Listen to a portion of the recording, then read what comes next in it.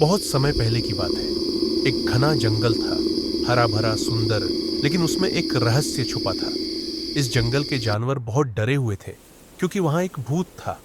हर रात अजीब अजीब आवाजें आती, पेड़ हिलते, और कोई नहीं जानता था कि यह सब कैसे हो रहा था। पर इस जंगल में रहता था एक नटखट बंदर मंकू, और उसके साथ थे उसके दोस्त हाथी, तोता, खरगोश और हिरन। क्या वे इस भूत के रहस्य को सुलझा पाएंगे? चलिए सुनते हैं उनकी कहानी। एक रात जंगल के कुछ जानवर एक आग के पास इकट्ठा हुए। मंकू, चालाक बंदर, एक पत्थर पर बैठा सोच रहा था। एक बूढ़ा हाथी पास खड़ा था। वहीं एक डरपोक हिरन, एक नटखट खरगोश और एक रंग बिरंगा तोता ध्यान से सुन रहे थे। अरे, सुना तुमने? कल रात पीपल के पेड़ के पास वो भूत दिखा था। उसकी आंखें लाल लाल चमक रही थी। अ, अ, अगर वो यहाँ आ गया तो हम तो गए।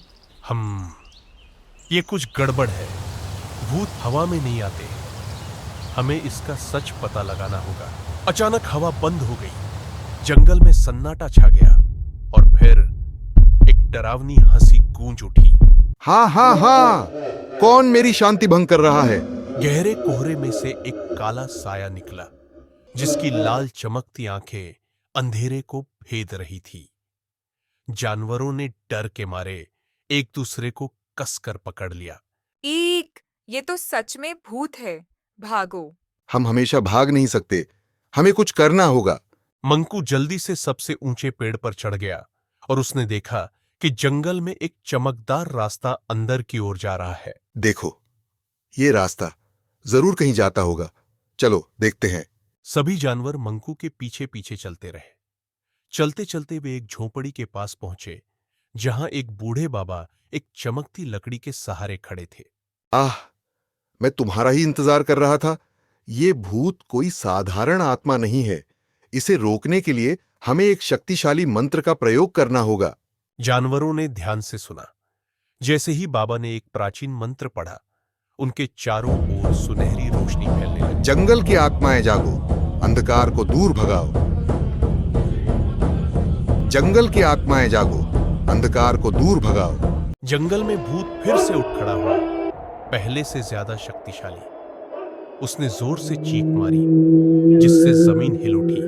तुम मूर्ख प्राणी मुझे हरा नहीं सकते। लेकिन बाबा अपनी जगह डटे रहे। उन्होंने अपनी लकड़ी उठाई और तेज रोशनी पूरे जंगल में फैल गई। भूत ने एक आखिरी जोरदार चीख मारी और सुनहरी रोशनी में खुलकर गायब हो गया।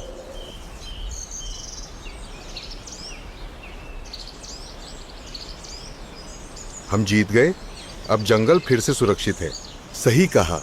और हमने सीखा कि हिम्मत और समझदारी से हर डर को हराया जा सकता है। बाबा मुस्कुराए और धुएं में विलीन हो गए। उनका काम पूरा हो चुका था। जानवरों ने खुशी में नाच गाना किया और पूरे जंगल में खुशियां मनाई।